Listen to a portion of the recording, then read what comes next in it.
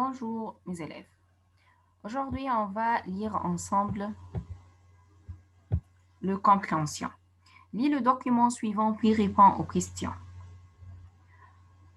Le premier festival international du cinéma africain a eu lieu en Égypte.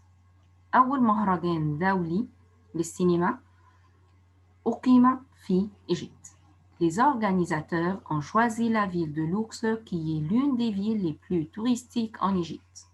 المنظمين اختاروا لوكسور عشان لوكسور l'une des villes les plus touristiques عشان هي واحدة من الفيل الأكثر سياحية في مصر. Ce festival a eu lieu du 20 à 28 février avec la participation de 33 pays. المهرجان ده أقيم من يوم 20 ل 28 فبراير بمشاركة 33 بلد. Le but de ce festival est d'encourager les cinéastes africains. الهدف من المهرجان ده تشجيع صناع الأفلام. Après 7 jours, le festival a pris fin avec la soirée de la remise des prix en présence du gouverneur de Luxor et de tous les invités. بعد 7 أيام اختتم المهرجان بأمسية حفل توزيع الجوائز بحضور محافظ لوكسور والمدعوين كل المدعوين. Les films ont été projetés dans 4 cinémas et sur 2 écrans dans les rues de Luxor. الأفلام تم عرضها في 4 سينمات و 2 écrans على شاشتين كبار جدا dans les rues de Luxor في شوارع لوكسور. Pour profiter de cette ville touristique, les organisateurs ont eu l'excellente idée de tenir la fête d'ouverture dans le temple de Luxor. المنظمين لقوا إن فكرة حلوة جدا إن هم يقيموا حفل افتتاح المهرجان في معبد الأقصر. Et la cérémonie de clôture dans le temple de Karnak. وحفل الختام في معبد الكرنك. الأهرام ابدو. Choisis la bonne réponse. 1. Ce document donne les informations. 2. On peut lire ce document dans un journal. 3. 33 pays ont participé au Festival du cinéma africain. 4. Le festival a eu lieu en hiver. B. Mais vrai ou faux? Ce document est une lettre faux. Le premier festival du cinéma africain était à Luxor. Vrai, ce festival a duré moins d'une semaine. Faux, les films étaient au cinéma seulement. Faux, plus de 33 pays ont participé à ce festival. Faux, la remise des prix était au dernier jour du festival. Vrai. C. Répond aux questions suivantes. Quel est le but de ce festival? Le but de ce festival d'encourager les cinéastes africains. 2. Où était la fête d'ouverture du festival? La fête d'ouverture du festival était dans le temple de Luxor.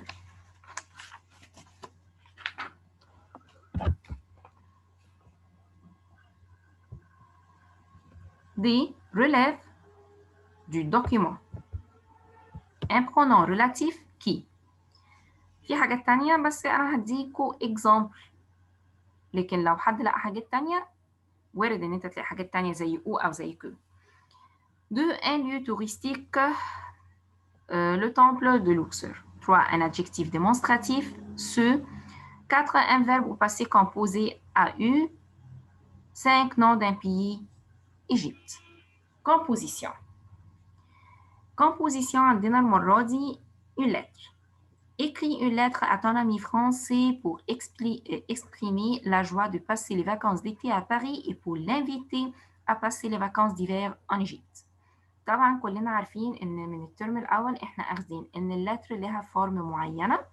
الفورم دي بتبقى في الانجليزي والفرنسي واحد، ان احنا بنكتب الاول البي اللي احنا فيها، بنكتب الدات، بعد كده بندخل نكتب شير.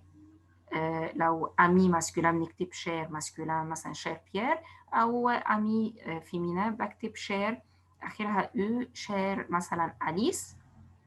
بعدين ابتدي اكتب اللتر بتاعتي، بشوف هي على حسب هي بتتكلم على ايه وببتدي اتكلم عليه. هنا بيقول لك انت اكسبريمي لا جوا، انت بتبين مدى سعادتك ان انت قضيت الفاكانس ديتي ا باريس. يعني انت لو هتتكلم ان انت مبسوط فممكن تقول quelle jolie vacances de passer mes vacances d'été à Paris. اكتب يعني اي اكسبريسيون بتعبر على فرحتك ان انت قضيت الفاكانس، ودي ممكن تكتب فيها كذا حاجه. انا بدي بس اكزامبل، لكن دي حريتك الشخصيه تكتب اللي انت عايزه. وبعد كده المفروض ان انت تبتدي pour l'inviter à passer les vacances d'hiver، انت المفروض تبتدي تعزمه ان هو يقضي الفاكانس معاك في ايجيبت. ممكن تقول له je t'invite à passer مثلا les vacances d'hiver en Égypte، وتكتب بقى انت ناوي تعمل ايه معاه، توديه فين، يزور مثلا ان انت هتوديه الموزي ايجيبسيان، توديه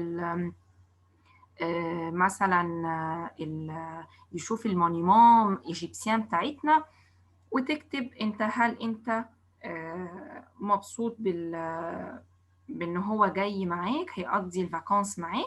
وفي الاخر تكتب ton ami وابيانتو. بعد كده تاني composition. Pendant les vacances, tu as passé une soirée agréable avec ta famille. Raconte où es-tu allé. مادام قال لك raconte يبقى انت هتتكلم في حاجه في الباسي، في الباست، يبقى التون بتاعك هتكون في الباسي كومبوزي. لازم تستخدم الكيوردز بتاعتك في الباسي كومبوزي. hier مثلا لو هي vacances مش هيبقى hier بقى، يبقى le mois passé، l'année dernière، la semaine dernière، il y a مثلا 2 mois. وتبتدي تكتب رحت فين. مثلا حابب ان انت تكون سافرت باريس، مثلا حابب ان انت تكتب ان انت سافرت مثلا هرجادا، اللي انت عايزه. avec qui مع مين، هو كاتب لك avec ta famille، تبقى تكتب avec ma famille. حابب ان انت تقول الممبر بتاعت الفامي بتاعتك، تقول مثلا avec ma famille اللي هي مثلا mon père ma mère او mes parents و ma sœur او mes frères، اللي انت عايزه. comment سافرت ازاي، رحت الفاكانس دي بتاعتك ازاي. لو سافرت باريس مثلا en avion، لو رحت مثلا حتة قريبة en voiture. بعد كده تبتدي تحكي قضيت السواري بتاعتك ازاي، لان هو بيقول لك pendant les vacances tu as passé une soirée agréable. هو عايز السواري مش عايز الفاكانس، عايز السواري بتاعتك. وبعد كده المفروض ان انت تكتب هل انت tu étais heureux ou pas، هل انت كنت مبسوط ولا لا.